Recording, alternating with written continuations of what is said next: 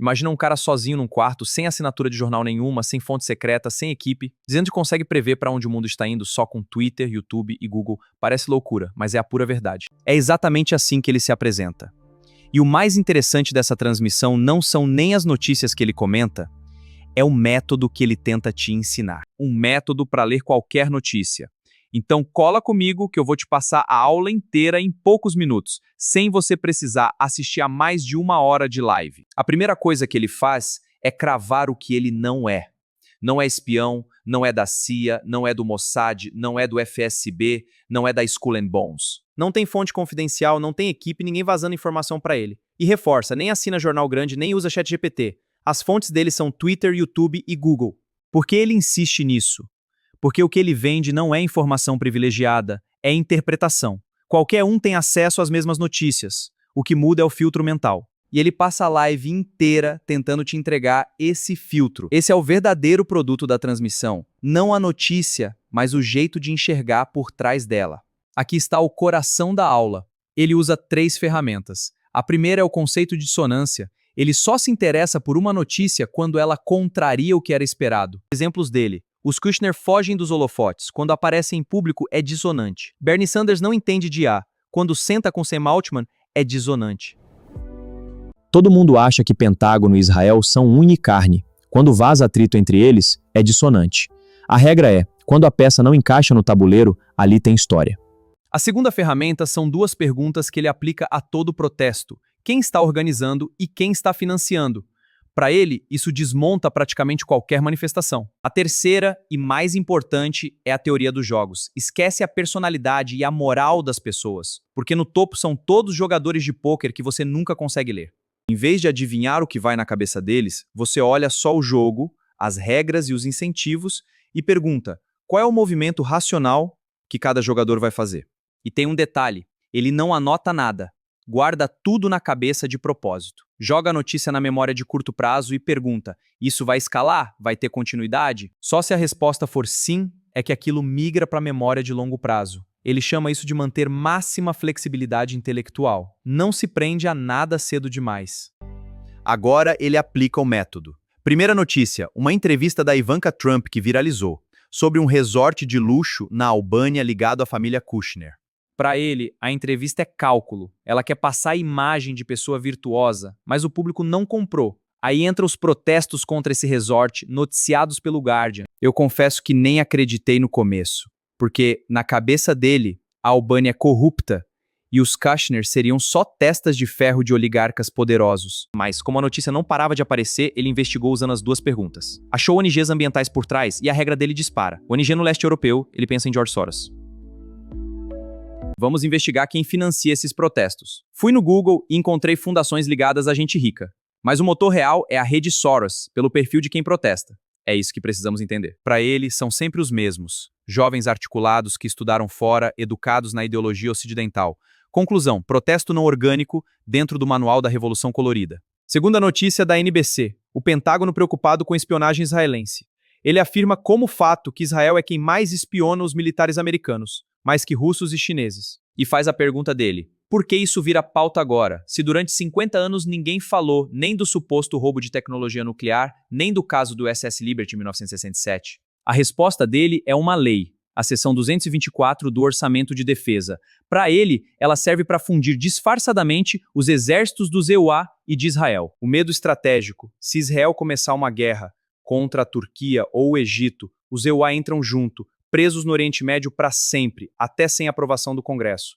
E aqui vem a parte mais didática. Ele pega o documento do AIPAC que lista os mitos da seção 224 e vai rebatendo um por um, para te mostrar como ler o outro lado. Dizem que não vai fundir os exércitos? Ele responde que o AIPAC só nega que Israel vá controlar os EUA. Mas ninguém disse isso. O que se diz é que vão se fundir. Dizem que beneficia os EUA? Ele rebate. Cooperação só protege as tropas se elas não estivessem sendo arrastadas para guerras de Israel em primeiro lugar.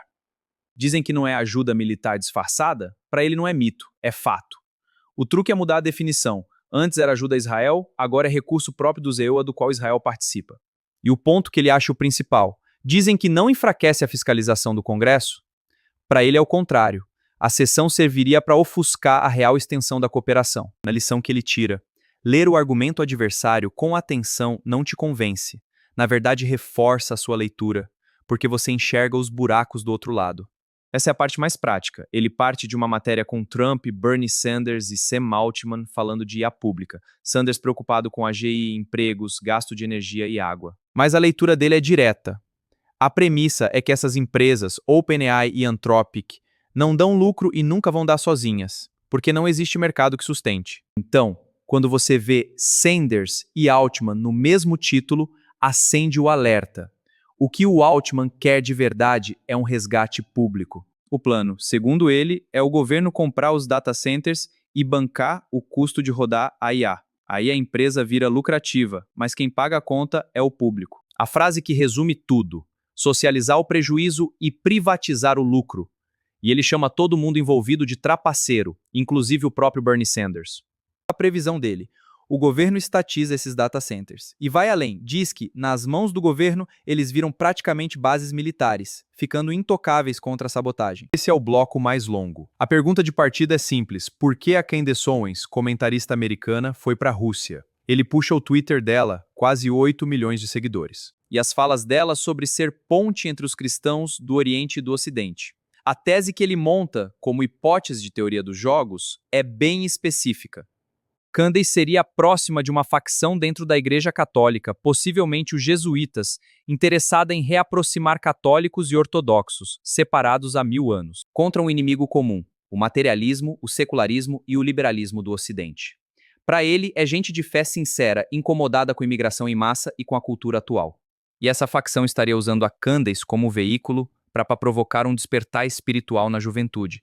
Ele crava até que a Igreja Ortodoxa é a religião que mais cresce no EUA. Ele encaixa os subtemas do chat: a importância dela como modelo, jovem mãe negra, carismática, 4 filhos dizendo Cristo é rei. E levanta possível ligação com o Opus Dei. E diz que o FBI estaria de olho nela por suposta influência russa, comparando com a história de quando a CIA teria sabotado a primeira tentativa do Tucker Carlson de entrevistar o Putin. O recado de método aqui é como ele trata as elites. No topo, todo mundo é amigo e inimigo ao mesmo tempo. Vão às mesmas festas, são parentes e disputam poder ferozmente. Por isso, para ele, a Candace pode ser amiga de gente do Mossad, do FSB e da CIA sem nem saber, virando uma idiota útil que repassa no programa o que plantaram no jantar. E ele diz que é por isso que evita falar com as pessoas. Conversa, para ele, é canal de manipulação. Melhor ficar só na teoria dos jogos, longe das personalidades. Daqui para frente, ele metralha posicionamento. Mercado financeiro. Para ele, bolsa não é mais de varejo, é cassino controlado por BlackRock, Vanguard e Blackstone. A casa sempre ganha. SpaceX, OpenAI e Anthropic seriam pump and dump. Inflam o preço e, quando o pequeno entra, despejam. O conselho dele é cru: saia da bolsa. E aponta o petróleo como prova de manipulação. China e Japão. Esse ele leva a sério. Prevê briga de verdade pelas rotas de navegação no Mar do Sul da China, com o Japão se alinhando às Filipinas. Peter Thiel ele praticamente idolatra, o homem mais inteligente do mundo, estratégico, imbatível, mais esperto que Musk e Bezos. E liga o Milei na Argentina à agenda dele. Nick Fuentes: reconheço o talento, mas ele é comprometido e não fala livremente. Classifico suas falas antissemitas como não orgânicas. Pesquisa em 6 de janeiro mais Fuentes. Irã e a bomba nuclear. Ele bate de frente com quem diz que o Irã já tem a bomba. Para ele é perigoso e burro, e ele explica por teoria dos jogos. A arma nuclear doada não serve, você não sabe se funciona, não tem sistema de entrega, nem comando e controle, nem manutenção, e ainda pode explodir na sua própria cara. Pior, a narrativa de que o Irã tem a bomba justificaria os EUA usarem nuclear e mandarem tropa terrestre. Quem espalha isso ajuda a montar o pretexto para a invasão. Foi tudo engendrado? A resposta dele é mais sóbria, ele acha que não. As elites não seriam inteligentes o bastante para planejar tudo, elas reagem a crises em tempo real. A guerra do Irã é uma resposta à invasão da Ucrânia e à aliança Rússia-China-Irã. Sobre CBDC, a moeda digital, eu acho inevitável, citando Canadá e China como modelo. Corrida da IA, China contra a EUA, quem vence são os autocratas. Para ele, os dois não competem, são parceiros que usam um ao outro de desculpa para montar estado de vigilância. E generaliza: as agências de inteligência do mundo seriam aliadas parasitas do Estado que fabricam ameaças mútuas só para justificar mais orçamento e mais poder. Carreira militar nos EUA. Ele pinta futuro brilhante, com ocupação militar do hemisfério, do México à Venezuela e privatização das Forças Armadas virando empresas com contrato. Data centers, especulação pesada de que poderiam ser explodidos por um lobo solitário para destruir dados financeiros e jogar a culpa no Irã. Day, eu sou contra. Invoco Martin Luther King, que pregava julgar pelo caráter, não pela cor. E digo que o Day traiu isso, virando ferramenta da elite para dividir a classe trabalhadora por raça. Para ele, Day enterrou que o Occupy Wall Street poderia ter virado o Somos os 99% e diz que Antifa e os protestos do George Floyd não eram orgânicos, eram financiados. Onde os EUE estão na história? Ele compara aos anos 1920 e prevê nova Grande Depressão e colapso de mercado. E sobre a China, onde mora? Aqui o povo ama dinheiro, diz ele. E é aqui que tudo se amarra. Todas as análises saem da mesma cosmovisão. No topo do mundo existe uma rede de elites que coopera e compete ao mesmo tempo, fabricando ameaças e narrativas só para concentrar poder e dinheiro. E a ferramenta que ele te entrega é sempre a mesma tríade. Olhar a dissonância. Perguntar quem organiza e quem financia.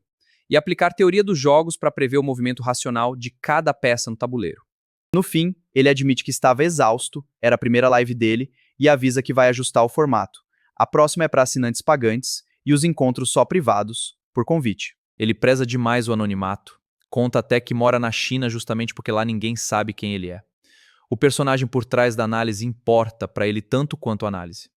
O resumo do resumo, a aula não foi sobre as notícias. Foi sobre desconfiar do óbvio, procurar o financiador por trás de tudo e tratar o mundo como um jogo de pôquer, onde ninguém mostra a mão. Você concordando ou não com as conclusões dele? E tem muita coisa para discordar. O método é o que ele queria que você levasse para casa.